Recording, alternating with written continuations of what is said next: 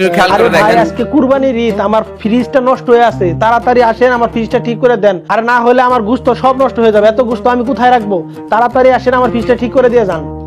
বাবা আপনি কি ফ্রিজ মেকানিককে ডাকতেছেন? আরে হ্যাঁ, আজকে কুরবানি ঈদ না, আমার ফ্রিজটা নষ্ট হয়ে আছে, আমার গোশতগুলো সব নষ্ট হয়ে যাবে না যদি আজকে ফ্রিজ ঠিক না করতে পারি? বাবা আমি কি আপনাকে একটা পদ্ধতি বলবো, যে পদ্ধতিতে ফ্রিজ ছাড়াই মাংস নষ্ট হবে না। ফ্রিজ ছাড়াও মাংস নষ্ট হবে না? বলো তো কি দেখি।